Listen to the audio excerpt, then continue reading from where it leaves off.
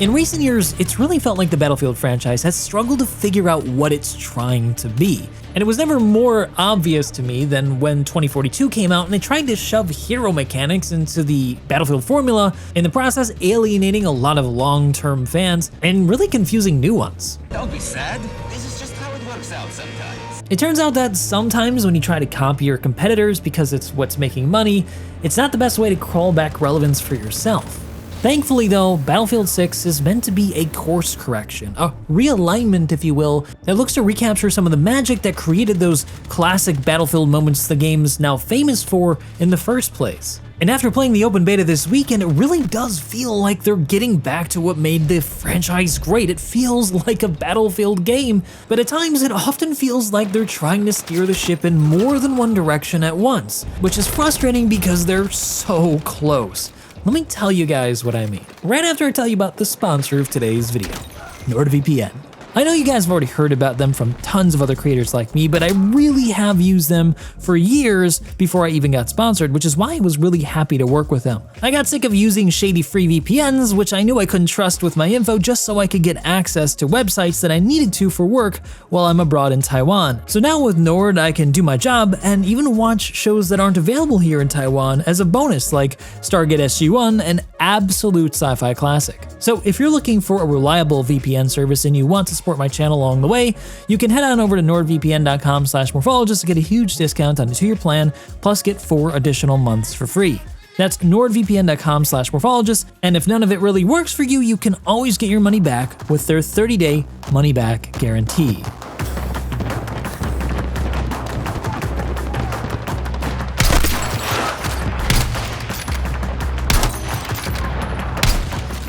First, there's a lot I love about their return to form. They rebuilt the weapon mechanics from the ground up for Battlefield 6, completely binning the old system, and I really think that they nailed that Battlefield feel while giving handling a crisp, more modern edge. Reloads, weapon switching, animations, they all feel really snappy. The weapon models look fantastic, but the real standout here is gotta be the sound design. DICE has always been top tier at making their games sound incredible, especially since Bad Company 2, but Battlefield 6 feels like yet another step forward in the more epic direction. The snap of gunfire, the deep thud of explosions, it's just so good that you can feel like you can smell the cordite coming off the muzzle. I also really like the weapon customization system in the game. It feels like it borrowed a bit from Tarkov, but I think this is actually a good direction to go for the industry. The visual showcase is just way more intuitive and frankly way cooler to use. They also have a much improved squad revive mechanic where you get to drag your squad mate out of the area of danger and revive them in a more safe location. I found this to be extremely useful in a lot of situations, and I was able to save a lot of squad mates and be saved myself due to just how well it worked. It's also just super immersive when you do it. Destruction is also back in a really big way, and it's not just for show. There are far more buildings in Battlefield 6 that can be leveled compared to previous titles, and when they go down, they can actually change the map in a meaningful way. Even better, the debris will actually damage people if they're standing close enough to it, so blowing a wall down on an enemy squad and watching them scatter is just chef's kiss. Vehicles are also in a pretty sweet spot. In past games, I felt like that they could sometimes feel a bit too overpowered, steamrolling over the match, or they could feel way too weak where infantry would just swat them away like flies. Here though, in BF6, tanks and IFVs feel really strong against both armor and infantry with enough durability to survive a few hits before they inevitably cook off in a glorious turret-popping spectacle. The animations in this game are amazing. But they can't just go push out into the open by themselves, because you can still take them down pretty quickly if they're exposed with a coordinated push with RPGs, C4s, or even the Assault's 40mm grenade launcher. Helicopters also feel appropriately powerful, if not just a little tricky to master, which is why I'd love to see a proper training mode for vehicles like they introduced for the infantry weapons. I think it'd probably prevent a lot of hilarious and very expensive noob crashes, my own included. As for the jets, it's kind of hard to say. The beta only gave us one map to try them on, Liberation Peak, and it's small enough that jets feel like they pass over the combat area in a second before you even have enough time to do anything before you have to start dodging mountains again. At least the flyby sounds are absolutely epic if you're lucky enough to be below one when it screams pack. So yeah, the fundamentals here are solid, and trust me, the game wastes no time in giving you endless streams of chances to try them. And I guess that's really what hit me the most about playing the beta so far. Battlefield 6 feels incredibly fast. And that's in pretty big contrast to older titles, which preferred larger maps that naturally built in this downtime between intense engagement. So you'd push forward, take a point, and maybe run or drive a while before you get to the next big fight. Some players really like that pacing, myself included, but others complain that it could feel at times a little bit slow.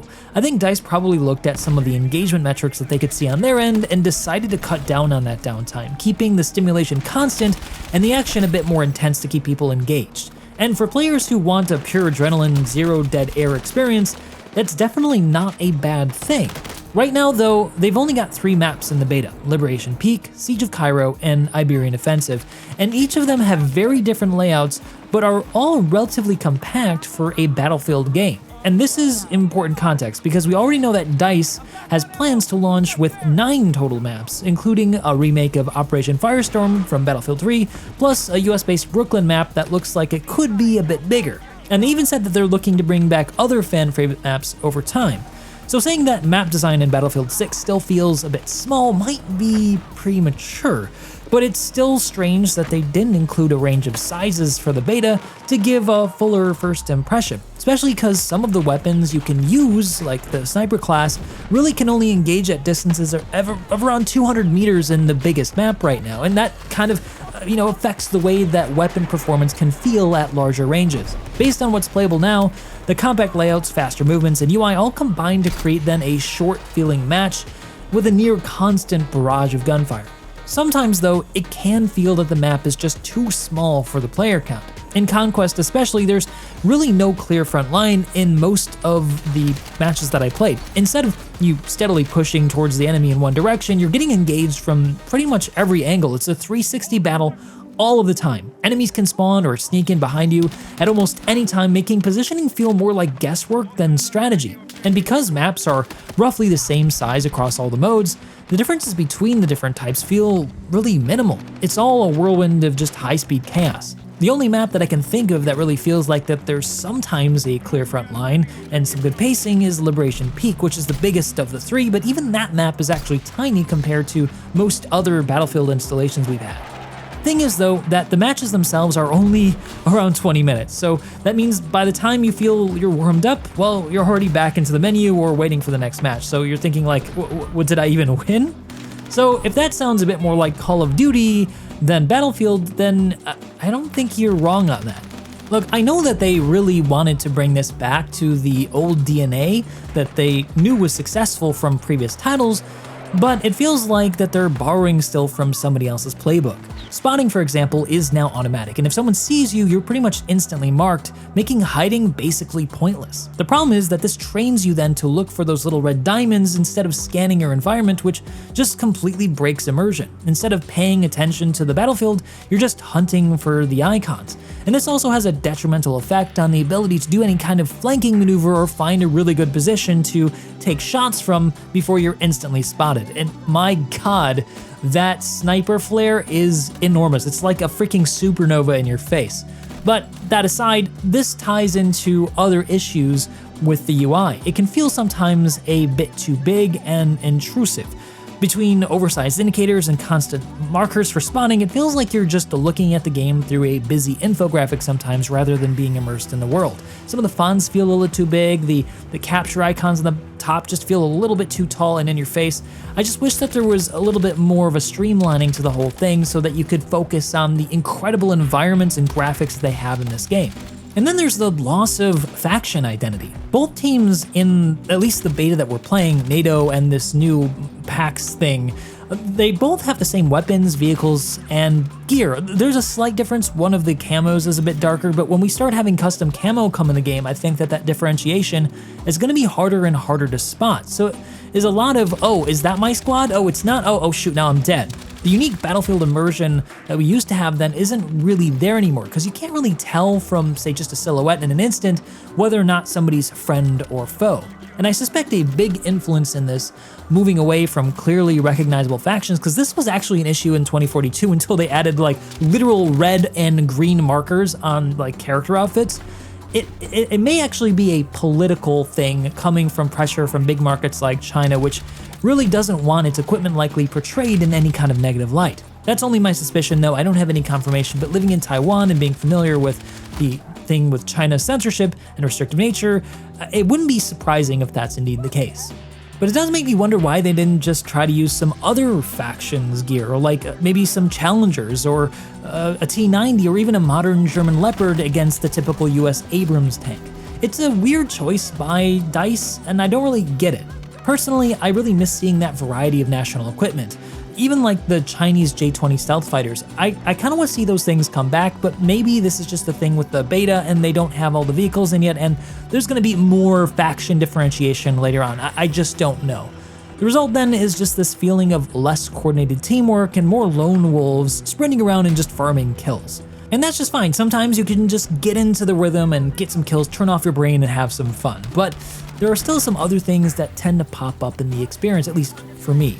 First off, something just feels a little bit off. If you're in a plane, for example, you can't land and repair like in older titles, so your only real options are fly until you explode or bail off and hope the ground is soft enough. Playing with overseas friends in matchmaking is also a bit of a nightmare. For some reason, once again, DICE is not going with the server browser option, so when you're trying to pick a match for you and your friends to play on, if you guys are overseas in different regions of the world, it doesn't seem to balance pings and just goes with one of the person's regions. So for example, I was playing with a friend from Europe, and we would always get put on European servers where his ping was like 30 and mine was 280. So right now it seems the way it's working is that like at least one of your group members is gonna have a terrible ping if you're playing with a global network of friends. And I also gotta say that despite the fact that the game looks more incredible than any other title that's come before it, it still feels like it's missing that certain special factor. Back in the BF4 days, we had something called Levolution, those huge game-changing events like the one that happened on Siege of Shanghai where the tower would collapse and it would completely reshape the battlefield mid-match. Battlefield 6 doesn't really have that, at least right now in the beta. There's no single iconic set piece that makes you feel like, oh yeah, this is the map where that happens. It's not necessarily a deal breaker, but it's just something that I really miss and something that I kind of identify as part of the brand of Battlefield. And I personally feel like if they would have brought something like that back, it would have felt a little bit more unique and different from other competitive titles like Call of Duty. So then, where does this all leave us? Well, for me, it's somewhere then between a love letter to classic Battlefield fans and a postcard to Call of Duty fans. Battlefield 6 is gorgeous. I don't think anybody's gonna be able to really dispute that. The gunplay is really good, the destruction is better than it's ever been in years, and vehicles feel really good and impactful again. But it's also smaller and faster and more COD-like than any other Battlefield I've experienced before it. So if you're here for the chaos and pure constant action, maybe this is gonna be your game, but if you're more of a long-time fan who likes slower, more strategic, team-driven battles, well then this might feel a little bit different than you would have expected and more like a different franchise entirely. For me then, I'm definitely still having fun, but I just can't shake this feeling that maybe Battlefield may have traded a bit of its soul for some speed. What do you guys think? Let me know down in the comment section below if you've had a chance to try the open beta. Right now I think everybody can get into it, so if you're interested, give it a try and let me know down below if you're a Battlefield fan, how do you feel about Battlefield 6? Do you agree with my take on this, or do you have a different take on this entirely? I did some polls on both my X account and on YouTube and wanted to see what you guys were really thinking about what Battlefield is to you, and it seems like a lot of you already agreed with me, but I still want to know some different arguments. So let me know down below, and otherwise if you'd like to see this type of content, if you want to see more in the future, don't forget to hit that like and subscribe button, and let me know down in the comment section you want to see more. Hope to see you in the next one.